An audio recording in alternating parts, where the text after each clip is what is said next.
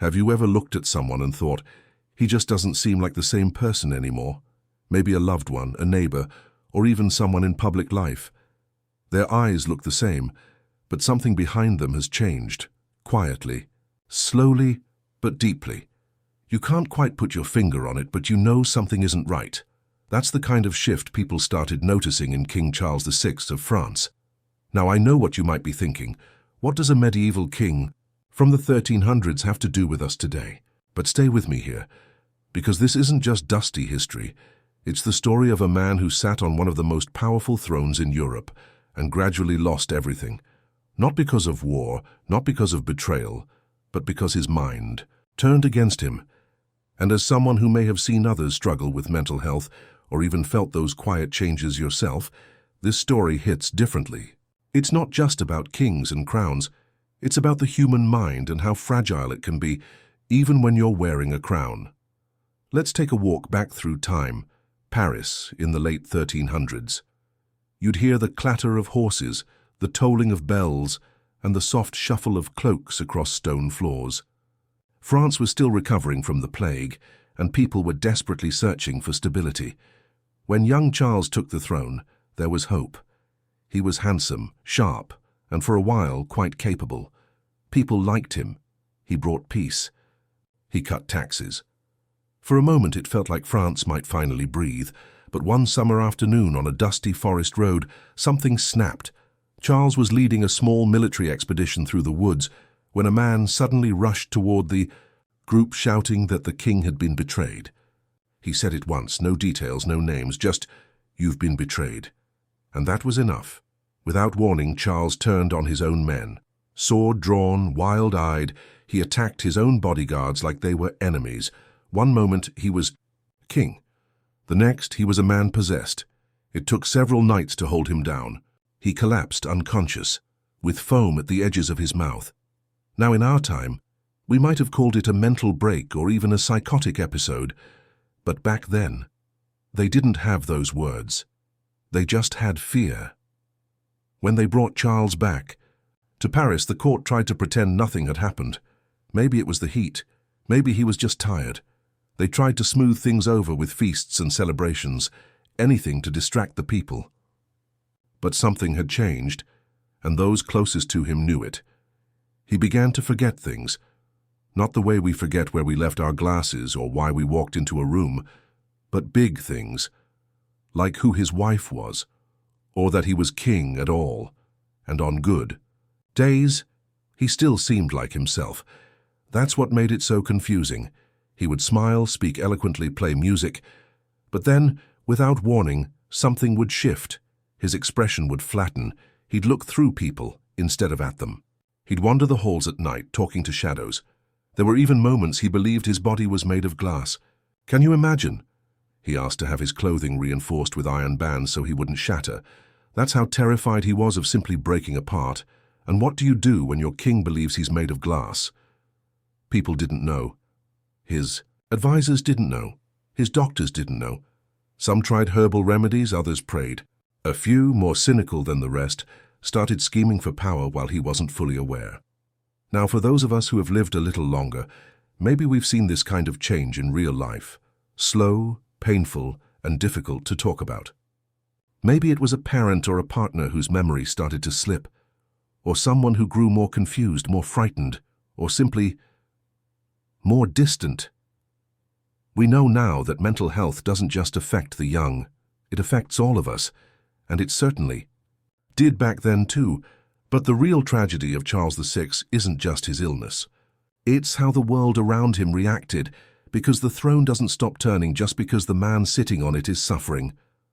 One winter evening, they threw a grand party, a masked ball full of music, dancing, and costumed performers.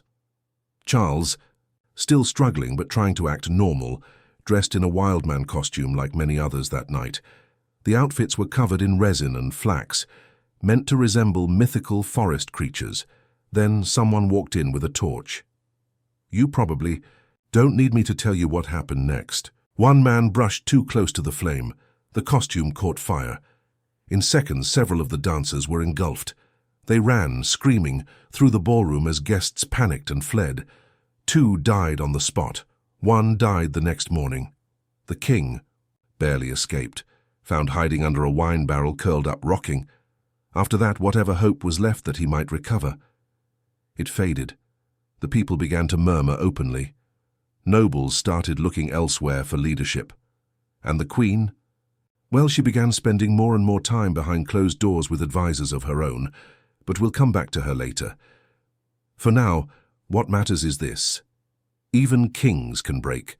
Even men in golden crowns can feel like they're made of glass. And just like anyone else, they need care. They need understanding. But back then they got fear, judgment, and silence. You and I know better now. Or at least I hope we do. If there's one thing we've learned with age, it's that nothing is more important than the mind. You can work around sore knees and tired bones, but when the mind starts to slip, it takes everything with it. And sometimes the people around us don't know how to help. But pretending it's not happening doesn't make it go away. That's where this story really starts. When someone we care about begins to fade, not in body but in spirit, it leaves you standing in a kind of quiet grief. That's exactly what France began to feel, as the man once called Charles the Beloved slowly became known as Charles the Mad. And no one really knew what to do with a king who couldn't remember who he was, or worse, imagined things that weren't there. Imagine waking up one morning and your husband, the King of France, looks at you like you're a stranger. He asks who you are. He doesn't recognize his children. And then, just as suddenly, he turns and accuses his own advisors of plotting against him, shouting about demons and invisible enemies. That's what Queen Isabeau lived through, day after day. Now let's pause here a moment, not for history's sake, but for something more human. If you've ever cared for someone with dementia or Alzheimer's, some of this might sound painfully familiar. That feeling of being erased by someone you love, the heartbreak of watching someone brilliant become lost inside their own mind. It's devastating. And it's exactly what was happening in the royal court. But in a palace, when the king loses himself, the kingdom doesn't stop spinning. Politics doesn't pause. If anything, it becomes more dangerous. And this is where Queen Isabeau begins to take center stage.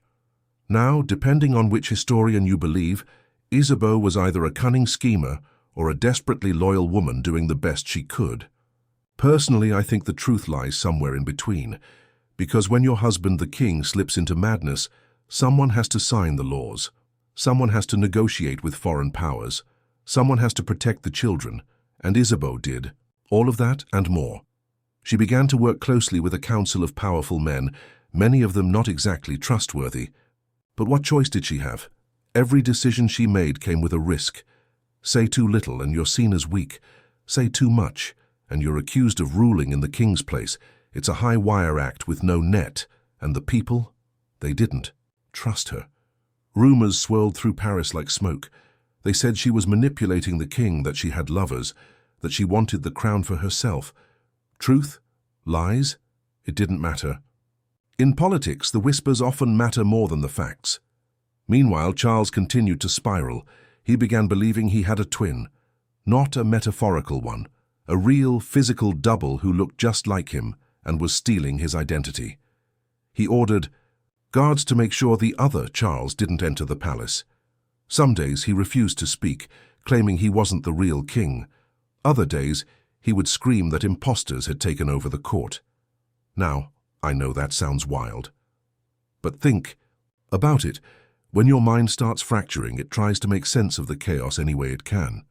For Charles, the idea of a doppelganger made more sense than facing the reality that he was losing his grip on the world around him.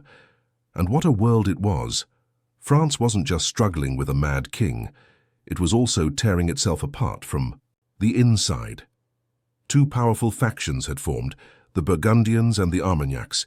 You can think of them like two rival families fighting for control, not just of the palace, but of the entire country.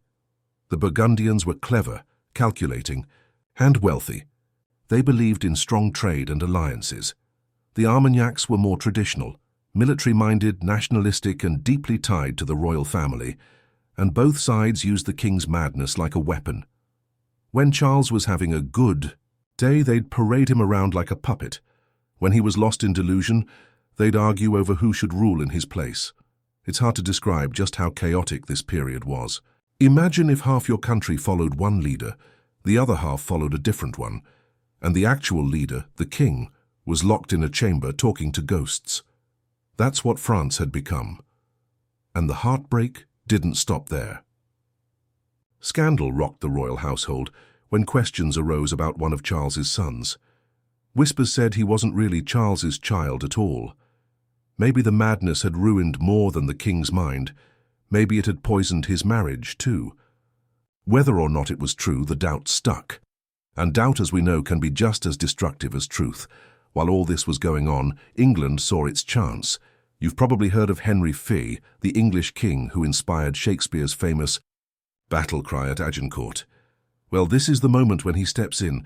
France is weak, its king is mad, its queen is surrounded by enemies, and its people are exhausted. Henry doesn't just invade. He comes with full intention to take France. Some said it was divine punishment, others called it inevitable. But for those who remembered Charles as a young, promising king, it felt like the final betrayal. Their king was still breathing, but he was no longer leading, and if you're thinking this all sounds terribly sad, yes it is. But it's also a powerful reminder of something important. When the people at the top lose their way, it's the ordinary folks, the farmers, the soldiers, the mothers who carry the burden. And when the mind falters, even the strongest hands can't hold onto a throne forever. It makes you appreciate the clarity we have, the memories we hold onto, the names we remember, doesn't it? Because the greatest luxury in life isn't wealth. It's being present, it's knowing who you are, and being known. The older you get, the more you realize that life doesn't always fall apart in one big explosion. Sometimes it crumbles slowly, a quiet crack here, a missed moment there, and before you know it, something solid has become hollow. That's what happened to the French throne under King Charles VI. His illness didn't just affect him, it rippled outward, like a stone dropped in still water. Every layer of power, family, and trust felt the strain. And by the time the English arrived with swords drawn, France wasn't just vulnerable, it was already broken inside. The English invasion led by Henry V wasn't subtle. It was swift, brutal, and, at least at first, shockingly successful. You might have heard of the Battle of Agincourt, where the English army, though outnumbered, crushed the French forces. But here's what doesn't get talked about enough: how that moment only happened because Charles VI wasn't able to lead. He wasn't present. Not at council, not in strategy, not even in spirit.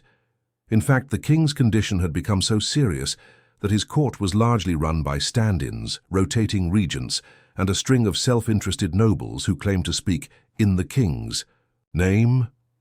Imagine a puppet show, but the puppet is a living, breathing man, one who sometimes thinks he's made of glass, and other times doesn't remember he's king at all. Now, this wasn't the first time a kingdom tried to function around a fragile monarch. But what made Charles's case different was how long it lasted. His episodes weren't temporary. They stretched on for decades. One day he'd recognize his wife. The next, he'd demand she be removed because he thought she was an imposter. And as the years passed, the palace itself changed. It started attracting strange figures, people who claimed to have the cure. Charlatans, mystics, astrologers, even poisoners. Some were hopeful, others were dangerous. All of them wanted influence. After all, if you could fix the king, you'd have the ear of whoever sat closest to the throne.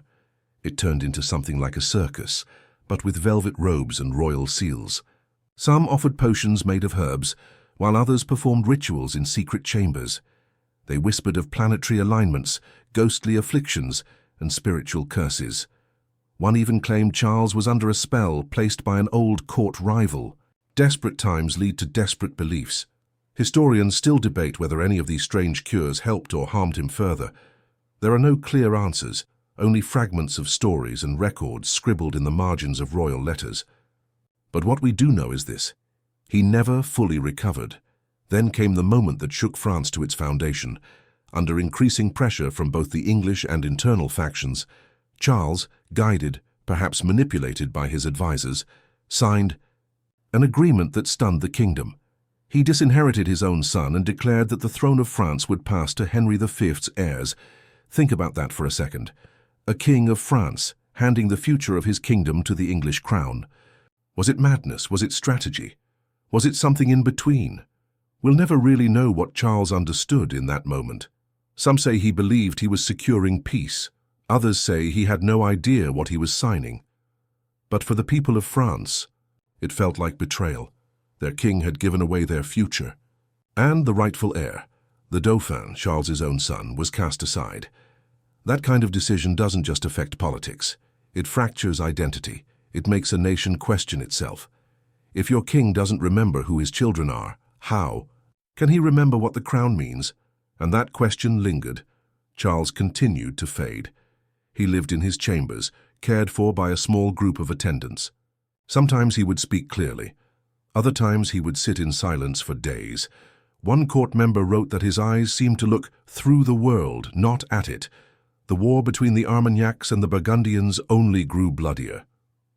France became a battlefield not just for soldiers, but for loyalty itself. Families were torn apart. Whole cities declared allegiance to one faction or the other. And through it all, Charles remained in his quiet cage of confusion. It's easy to look back at all this and just see tragedy. But there's also something deeply human here.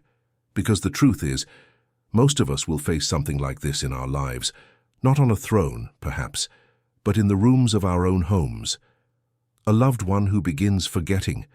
A once strong voice that turns soft and uncertain. A family that isn't sure what to do. These moments test us. They ask us to stay kind even when we're scared. They ask us to keep showing up, even when the person we love no longer recognizes us. And yes, those moments hurt, but they also reveal our strength. In Charles's case, the people around him weren't always kind. Some tried to protect him, others tried to use him. But in between all the politics and the battles, there were still those who believed he deserved peace. And maybe that's what we all want in the end. Not power, not praise, just a little peace. A place where we are remembered, even if we forget. There's something tender and terribly true about the way time treats us. Not all wounds are loud.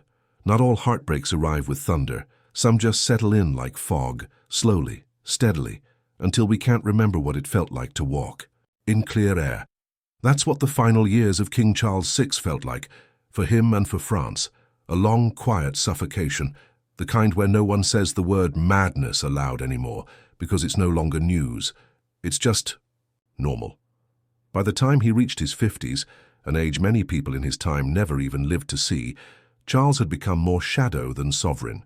He spent most of his days confined to a few familiar rooms, tended to by servants who knew how to read the mood before a word was spoken.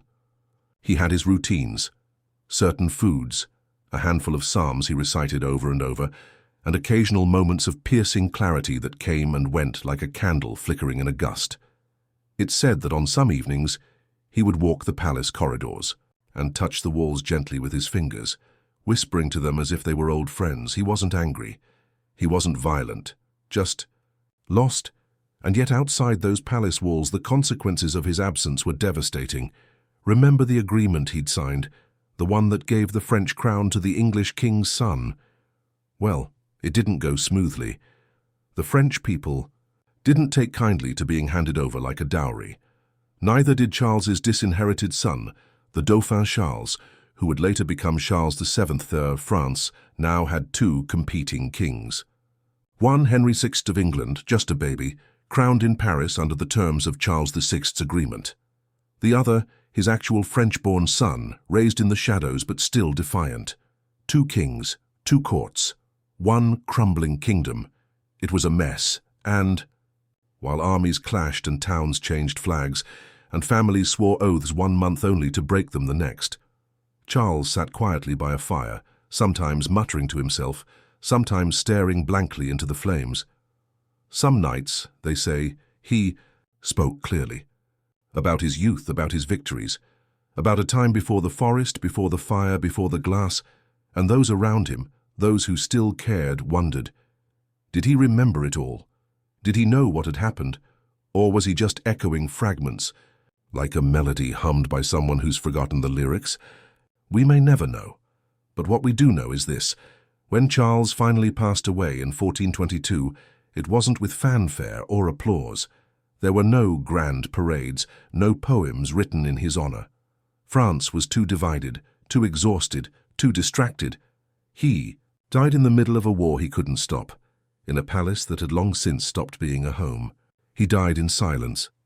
But if you listen closely to the stories that came afterward, you'll find something unexpected, because even though history called him Charles the Mad, and even though his reign was marked by chaos and war, something remarkable happened after his death. His son, Charles VII, the one who had been cast aside, rose up. He fought back, not with rage but with patience. He gathered strength, one small region at a time. And then, with the help of a young peasant girl who believed she'd been chosen by God, yes, that would be Joan of Arc, he turned the tide. Charles VII eventually reclaimed the crown of France.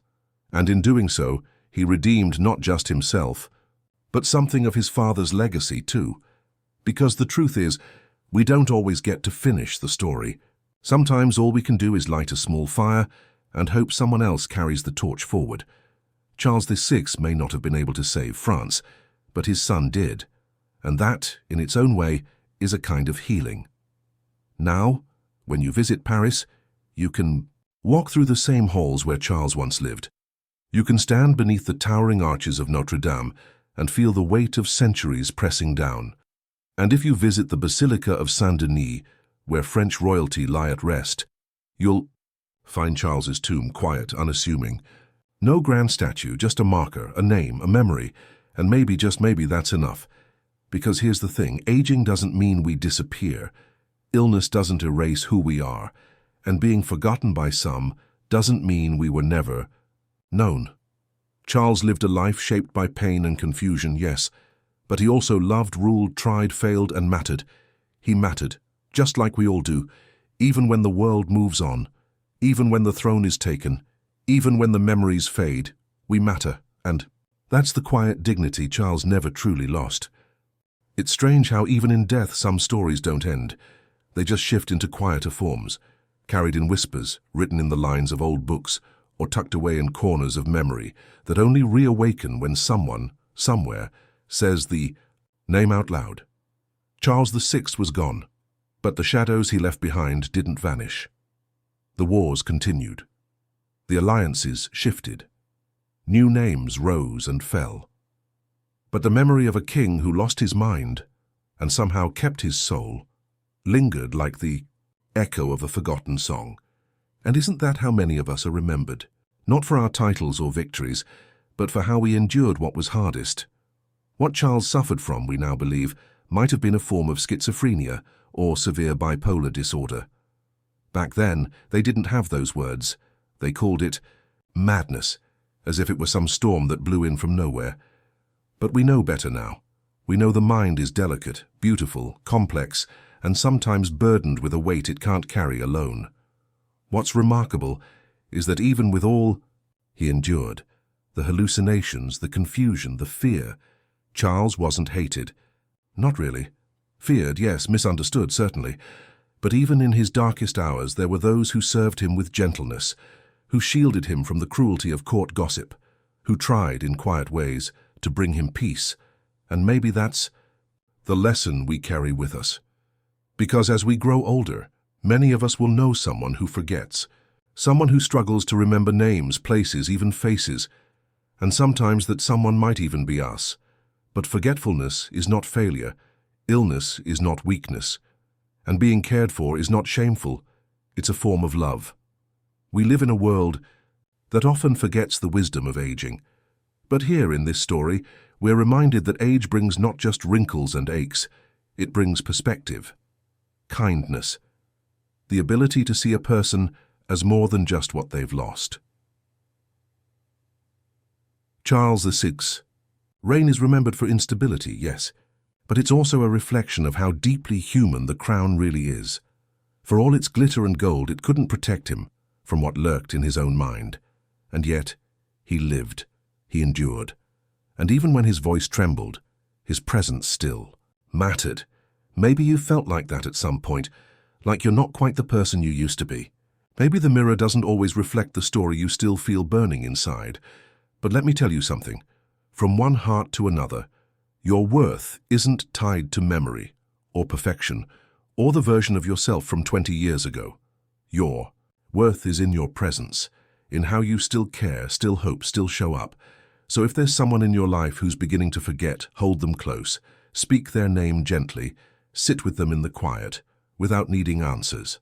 And if you ever find yourself needing that same grace, I hope it finds you too, because we're all made of more than memory. We're made of love, laughter, the stories we carry and the ones we leave behind. And when you lie down tonight and close your eyes, I hope this story reminds you that even in the fading, there is still beauty. Even in the breaking, there is still dignity. Charles VI lived through the unthinkable, and though history calls him mad, I believe there was something noble in his struggle. Not because he ruled, but because he endured, with his hands shaking, his mind drifting, and his heart still beating. And that is a quiet kind of bravery. So take a deep breath. Let the day go. Let the stories soften. Let the quiet wrap around you like a warm quilt passed down through generations. You are not alone, you are not forgotten, you are here, you matter. And here's to living with grace for as long as we're given. Sweet dreams.